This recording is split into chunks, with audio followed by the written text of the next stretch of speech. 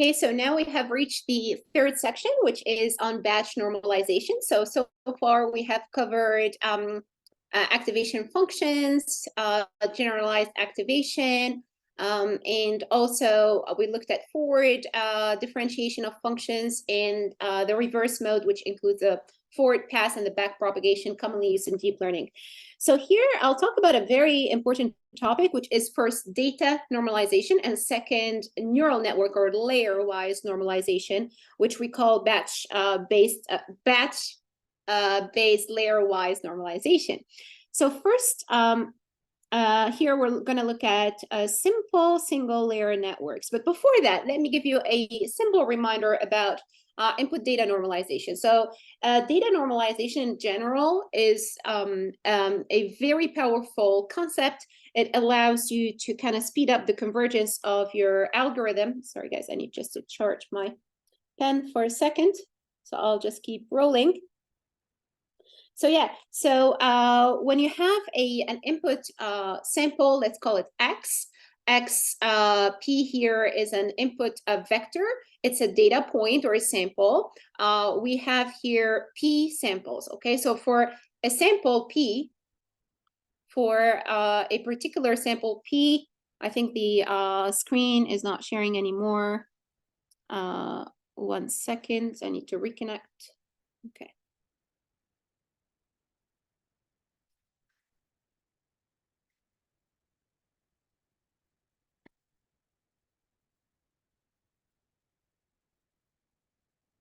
Let's see if you guys can see it now or not.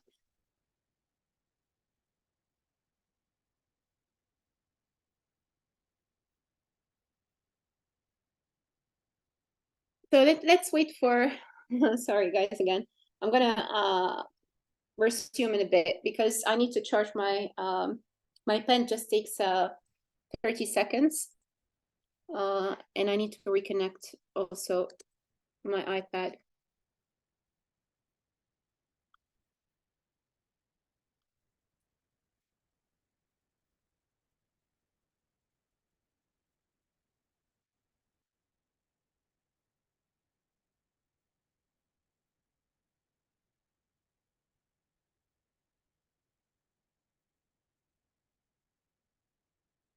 Let's see if it works. Hopefully.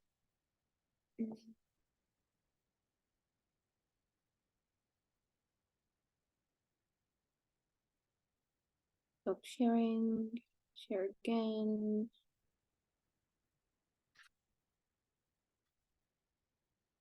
All right, here we go.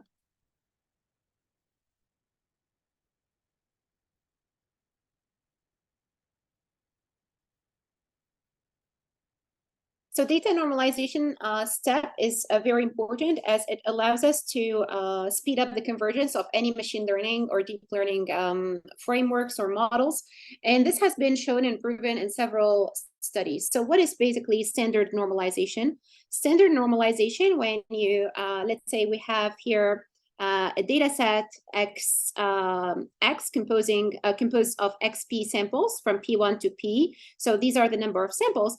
And each px here belongs to, let's say, a d-dimensional space. So it's a high dimensional vector or sample. And let's look here at the nth dimension of this sample. So this is, for example, x1 to xd, and this is xn. So the standard normalization looks at the distribution of this feature, the nth feature element. So this is the nth feature, okay? And you have many samples. You have from 1 to p. So let's say you have many data samples. You divide them into what we call subsets or batches. So this is batch 1 or, subset 1. And you have another batch 2. And each batch has maybe the same number of samples. So let's say each batch has 10 samples. So here, if you think about a batch-wise kind of data normalization, we take all the samples in the batch. So let's say that this is in batch small b, okay, PB. So in this batch, I look at all these 10 samples right here, and I check the nth dimension. So the nth dimension, or the nth feature, is this basically row vector in this big batch matrix, if we call this, you know, XB, okay, for batch B. And this actually has a distribution. So we can plot the distribution of this feature. And if we plot the distribution with this feature, n, we will get mu n, which is the mean, and we will get the standard deviation of this feature across samples in batch B. So here we'll have sigma n. So the standard normalization basically applies to only the training, so the training data. So if you're normalizing, you should never mix training and testing. So mix train and test is wrong. So you need to normalize independently the sets. So otherwise, we call it eavesdropping on the statistics of the data. And you may end up having very good results if you co-normalize training and testing together. So here the idea is that for each batch, each training batch, you're going to do a batch-based normalization. You can do it for the whole data set too. Depends on whether you're doing machine learning, deep learning, or the way you want to go with this. But there are different options. But the main thing is that you need to normalize the data. So every single input here will receive basically this input in this vector for sample 1 and sample PB. We will get updated or standard normalized by subtracting the mean and dividing by the standard deviation. Okay, so this is, you know, how we actually do the normalization of each feature in each feature value or dimension in each sample by taking the mean of this batch and taking out the mean and dividing by the standard deviation. This is what we call standard normalization. Now, this has shown that it improves the shape of the cost function. So if you have, for example, a messed up shape before normalization, this kind of improves the shape a little bit. There are several studies that show this, and you can play with that, guys. You can plot the loss function and see if your loss as a function of W, the parameter, or in terms of the number of epochs, the decrease of the loss. The shape of the loss is as a function of LW, but also the decrease of your loss may be something like very funky without normalization. But if you normalize, and we will see this later, you will get a faster and smoother decrease. So data normalization is very important, okay, before you train your neural network. And also, if you're training a deep learning machine learning network, it allows for better parameter tuning, which means a better estimation for your optimal parameters, all right? So this is the first step. First step is data normalization. Now we're going to talk about a second step, which is a model-based, or what we call a batch-based layer-wise normalization. And this is for MLPs, you know, fully connected networks, for deep learning models in general. So for these deep learning models, what do we mean by batch-based layer-wise normalization? So look, at each layer, at the output of each layer here is a new feature representation, okay? So each neuron or hidden unit will give you a new feature representation assigned to it. So all of these actually have a distribution, right? So the problem is when you have, you know, like when you kind of, you know, train your network without normalizing the new extracted features. So before, remember, we normalize these guys. So this guy which is, you know, our sample. So this is a single sample right here. So our sample has been normalized. But once you go through the network, you may end up with, you know, every time you change these weights, right, you will end up with a complete different distribution. So as you're optimizing your model, remember, you're optimizing your model, you're starting with a W0, you hope to get a very nice WN over there. And as you optimize, you know, these values will change. All of these values will change. And the change in these values will cause, of course, after the activation, the change of the distribution of the feature. So it is expected that during training from epoch to epoch, okay, as you iterate, your distribution will completely change, Okay, so this is logical because you're starting with a random guess and you're trying to learn these parameters and optimize them. So now the problem with that is that in the next layer here, every time this distribution changes, it will kind of, disturb the next neuron, right? In the next layer. So somehow your network is trying to learn from a layer from the previous layer, but the previous layer has what we call shifted covariates or shifted distribution. Covariates is the F, okay? F here is the new variable or feature, and every time I'm changing this, the next layer will will get confused because in the previous iteration I had this distribution, in the next iteration I have this, and then it may be something really funky, like very complex and highly shifted. So the learning will become much harder because there is no normalization. There is no standardization, okay? With lack of standardization and normalization of this kind of feature, the new extracted feature distribution, the network will struggle to learn. It will struggle to converge, okay? So this is kind of logical because every time you're giving it something different, and it doesn't know if this distribution, if this feature is discriminative, not discriminative, like usually when we do, two-class classification and we have discriminative features, we will have something like this. We will have, this is the distribution of class B, and this is the distribution of class A of a particular discriminative features, and you'll see the gap. But if every time my distribution is shifting because of lack of standardization, the network will get confused. It will not know if this is related to the supervised, learning task,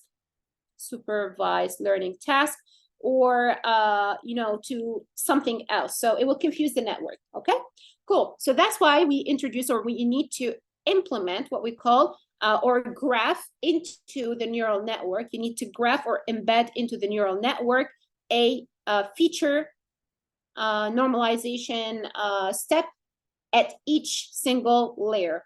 Okay, so let's take an example, L equal to 1. So here, let's hypothesize where we're looking just at one layer, and you can generalize easily to multiple layers. So let's look at this. So this is our model. Remember, guys, this is our predicted Y. We, do a linear combination of the learned features. So F here includes, of course, the activation function. So this is the output after the activation of it's actually the output of the first layer, including the activation of the like the linear combination of the first one and the activation if we have multiple layers. But this, in this case, actually a very simple formula right here because we are at layer 1. So for each unit J here, so J is equal to 1 here, so we have U1 units. How do we calculate the capacity or the response of the jth unit? So we take the activation and we apply it to the linear combination of all the bias plus the weights applied to the original input. So we already know that. We have seen this multiple times.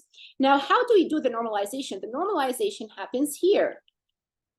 Okay, so we simply calculate the mean of the features of in the first layer. So we take the mean of all of those values, right? So here we are in L equals to 1, and then for the jth feature, we take the jth element. It's the same thing. We take the jth element and we basically calculate its mean over all units. All right. So in this case, overall, sorry, not units, overall batches inputted to that, over the batch inputted to that particular unit. So if I have a unit J here, I need to normalize across all of these guys and put it, so the batch here where I have, my F J, and then I have like, all kinds of values and put it to J. So I normalize across all of these.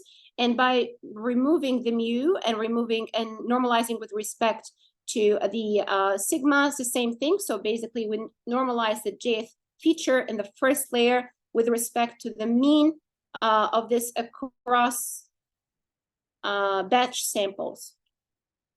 So it's the same thing as here. It's also across where is it? It's across all batch samples, but we're looking at each layer, each unit in each layer. So here, this is what we, the formula. So the formula of mu is across all elements in the batch. So if we hypothesize that we have p elements in this batch, and we want to do batch-based layer-wise normalization, so we will take the average of all these features across all samples, which is the jth feature, and then the jth also new feature. Here, we calculate the standard deviation for that. So it's actually very simple. The key idea is that to leverage the batch and extract its mean and standard deviation. So it's the same thing. It's just, you know, instead of taking the raw features or the raw inputs X, we take the intermediate learned representations of that, and we do the normalization. So once we do that, basically, we get our normalized, representation at layer L. So let's summarize this. So for batch normalization using single layer units, first, we need, of course, to choose an activation function. We calculate the linear combination. This is the operation of a neural network, simple. Then pass the results to the activation. So after we calculate the linear combination plus the bias, we pass it through the activation. We get our new feature representation. And this feature representation, f1 of x, so layer is, we have only one layer. We just standard normalize it by taking the mean over the batch samples and the standard deviation of the batch samples. Okay, cool. So now let's look at this example together. So this is, for example, this visualizes the internal covariates in a single layer network. So we have here two basically covariates, F1 and F2. And what you guys notice that the relationship between these two features changes dramatically, as we update the network. So here we were, let's look at this. So first we started at this point. So this is our loss function. These are the number of iterations, okay? So at 0 iteration, the co-distribution of the points, so each point has two coordinates, F1 and F2, and we plot that. So like this, so you get the distribution. And as you start optimizing and as you start going down the loss function, the distribution changes completely. And now when you, after 5,000 iterations, you get this kind of shape. And this is because of the lack of standardization. So there is no normalization here. So there is a huge shift in, the distribution or the relationship between the features. And also the loss function, it looks a bit funky. It's not very smooth. Now let's see what happens when we have normalizations. So when we have normalization, we can see first the shape doesn't change a lot. So it's kind of, becoming, squeezed in a little bit, but it's at least the same directionality. So the relationship doesn't completely shift between covariates or between the features that we are learning in the new spaces, okay, in the new space. So here, also the loss function, what do you guys notice? It's much smoother. So you have a very nice loss function, very fast also decrease and stabilization. So if you think about the advantages of using batch normalization. So what are the advantages? So let's try to articulate this. First, you have faster convergence, okay, of the loss function. So you have a very fast decrease. Here it takes a bit of time, right? Second, you have stable distributions or, relationship between covariance, between internal covariance, internal to the network covariance, because here it's a learned feature fi, for example, F1 and F2 here, so 2, right? And then what else? You have a smoother loss. So you have a smoother loss function, and it has a better shape, okay? So all of these are actually advantages of using batch normalization in each layer of a network. Now, this could be generalized to multi-layers. So it's so easy. So basically it's the same thing. Now we're looking at layer 2, for example. We do a layer-wise normalization, so layer by layer. So the normalization happens at each layer, layer 1, then layer 2, and then layer L-1. So you normalize each individually and independently. This is the generic formula for the layer. So for each layer L, it's the same thing now. It's the same formula generalized. So we just replace one with the L.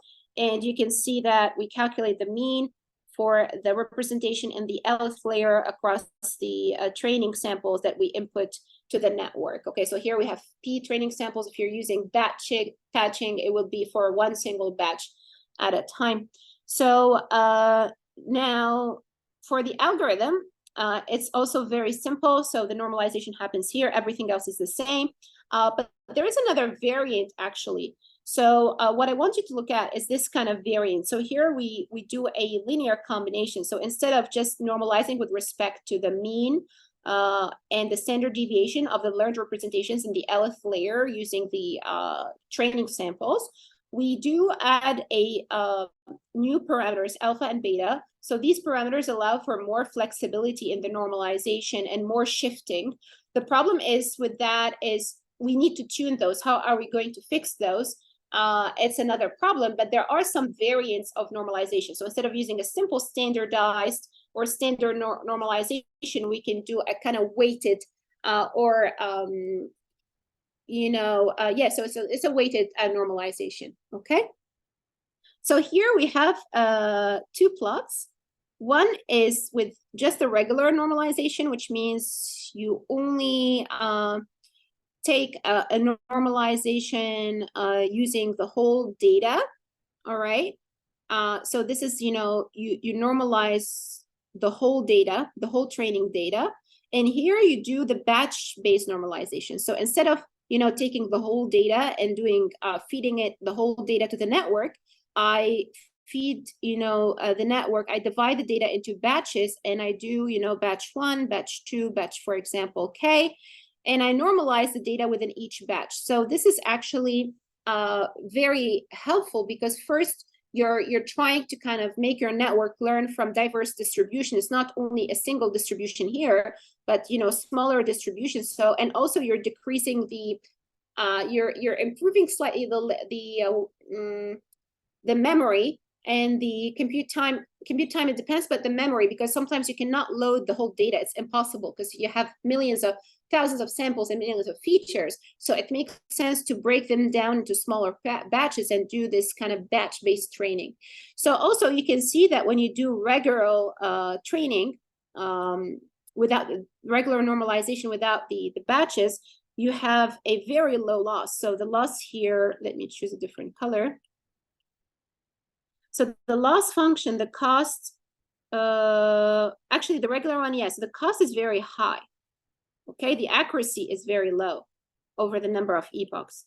But on the other hand, you see that if you use batch normalization, which I just described here, you have a very nice decrease of the loss and you have a very nice increase of the accuracy.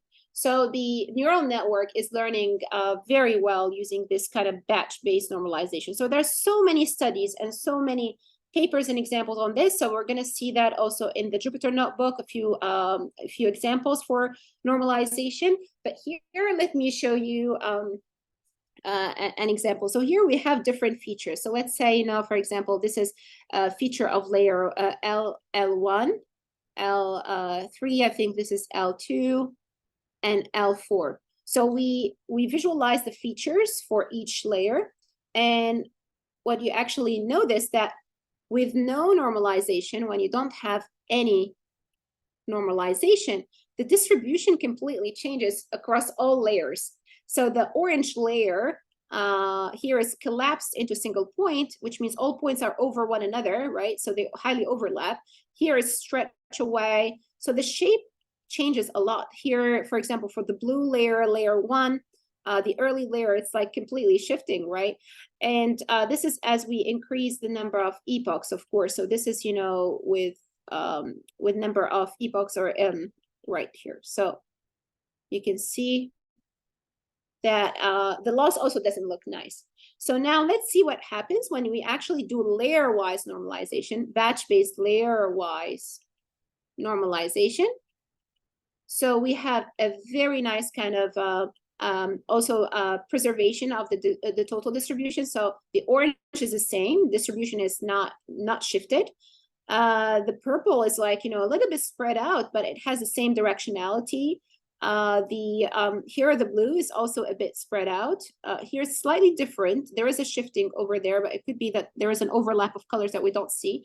But you know, most layers are beautifully, nicely preserved.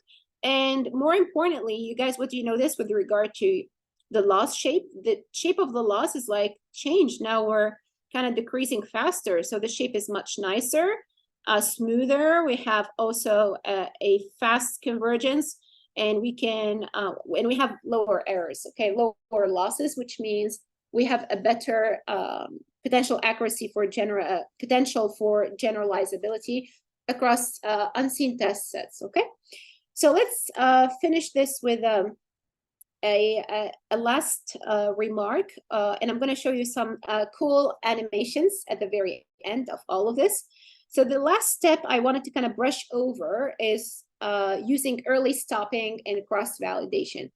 So usually, guys, you know, when we do training data, we have the testing and we have what we call the validation. So if you do, for example, threefold cross-validation, and you divide your data into, you know, two folds for training.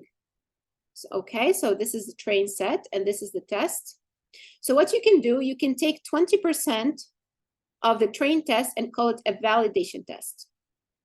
Okay, so this validation test, it will allow you to kind of do an early stopping of your training. So let me explain how that works quickly. So 20% will be for like, this is like an internal test set, internal.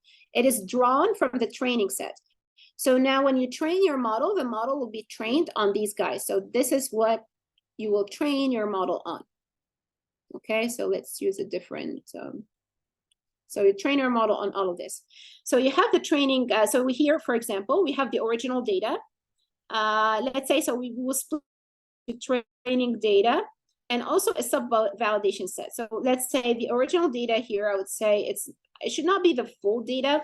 For me, it should be the data, the original training data. I would actually design it in this way. So this is what is in the two folds. And then from these two folds, I'm going to take 80%. So these guys right here. So these guys are actually right here. So I'm going to sample guys for training. So 80% for training and 20% for validation. So what happens is that when you start training your model, okay, the very first epoch, you will see that your validation, the yellow is decreasing. So your evaluation, your test error is decreasing. The training also is decreasing. At some point, you will notice a divergence, which means your validation loss starts to increase. And this is not good. It means that your model is somehow diverging. Okay, so there is a divergence there. So to stop the model from diverging, you will have an early stop, which means, you know, you will stop the training of the model here. And then that's, you know, you can just test your model directly on testing data, the unseen data in fold, you know, in fold 3. So the idea is to use a validation set, which is considered as an internal test set. And this internal test set will allow you to spot out the number of epoch or the number of iteration when your model starts to behave badly. And to avoid that, you're going to stop the model right here and stop your optimization here and take the solution that you get here, W star. All right, so that's the idea basically of the early stopping. And let's now see that in using these animations. So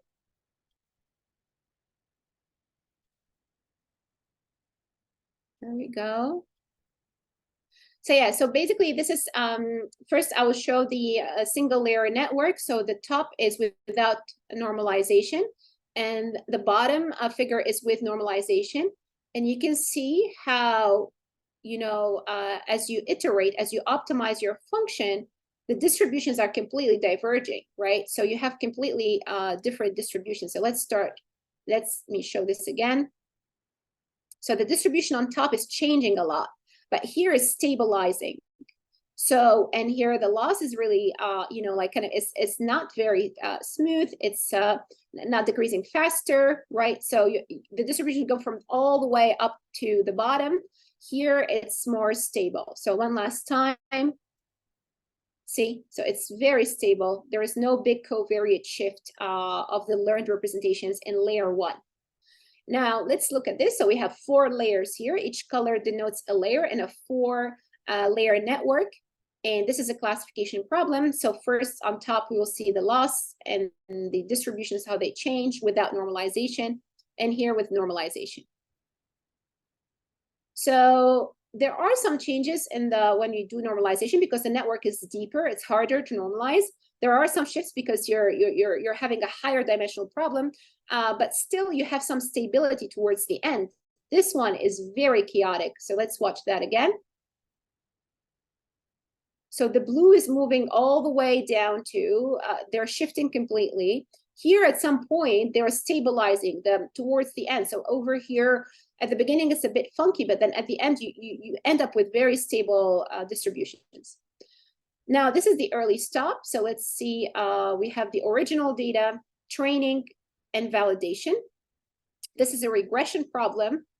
And let's see how, you know, the model generalizes, like, you know, behaves as we train and validate on the validation data. So see here, what happens is that, well, this is actually not bad. It's actually stable, which means the model here behaves well. We don't have a very bad divergence. So however, there is a slight increase over there. You see it. So here, I think we can do a very early stop around here, maybe, but before it kind of, you know, the validation error peaks a little bit. So it goes up a little bit. We don't need this up. So let's rewatch this again. So yeah, so here you see this, you don't need this in the curve, in the final solution. So we will start again and stop it where it should stop. Oops, okay, let's do again. I need to stop right here. Sorry, guys. Okay, so stop there, here. This is good. We can stop right here. We don't need to continue the training. So you can see you have a smooth curve. It approximates well the data. But as we go up, now it starts overfitting. So this is overfitting. You don't want it to overfit. That's why we are. So see, it's overfitting because this is getting closer to this point over here. So it's overfitting, you know, like even this particularly the training data. So it's overfitting the training data. So let's see. So right here, it's smooth. It's far away from these points. And now it tries to kind of get closer to one of these points, like to hit all of them, to go through all of them. And as it does that, the validation error is increasing. And we have an overfitting to the training data, and that reflects badly on the validation. Okay, so you want to avoid that overfitting.